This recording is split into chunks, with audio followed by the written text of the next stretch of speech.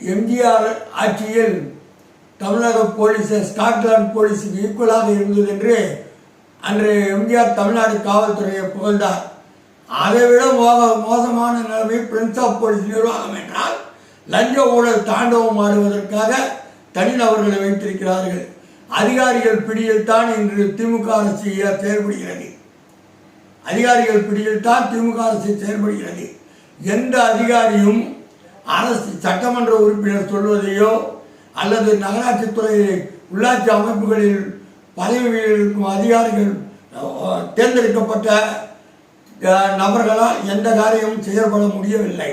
எல்லாத்திற்கும் முட்டுக்கட்டையாக இருக்கின்றனர்.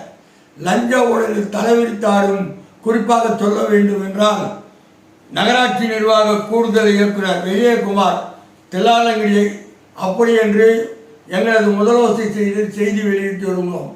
இந்த செய்தியில் அவரால் நேரடியாக தொடர்பு கொள்ள முடியாமல் காவல்துறையை வைத்து மிரட்டுகின்றார். காவல்துறையையும் இவரையும் தனிப்பட்ட வழக்கு பிரைவேட் கம்ப்ளைண்ட் பதிவு செய்தால் நீதிபதியே மடக்கி போட்டு வழக்கை தள்ளி கொண்டிருக்கிறார். இன்று அவர் நகராட்சி நிர்வாக இயக்குனர் தகுதியே கிடையாது என்று நகராட்சித்துறை செயலாளரிடம் வந்து சீனியாரிட்டி பிக்ஸ் பண்ணவில்லை என்று அவர் ஒரு ஊழல் குற்றச்சாட்டுகளில் தற்காலிக சஸ்பெண்ட் ஆனவர். ஊழலுக்கு தமிழ்நாட்டில் உள்ள மொத்த பொதுமக்கள் அனுப்புகின்ற புகார் மனுக்களை மடக்கி போட்டு மாதந்தோறும் பல கோடிகளை கொள்ளையடித்துக் கொண்டிருக்கிறார்.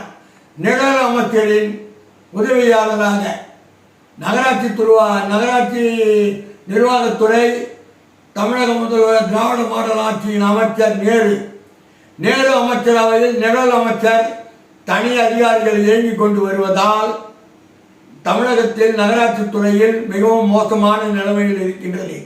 தமிழக முதல்வர் இது கண்டு கொள்ளாவிட்டால் கோமா ஸ்டேஜை விட மோசமாக போய்விடும். முதல்வரை சுற்றியுள்ளவர்கள் அனைவரும் நடித்து கொண்டுதான் இருக்கிறார்கள். இன்று உளவுத்துறை இருக்கிறது, காவல்துறை, திராவிட முன்னேற்ற கழகத்தில் ஐடி விங் இருக்கின்றது.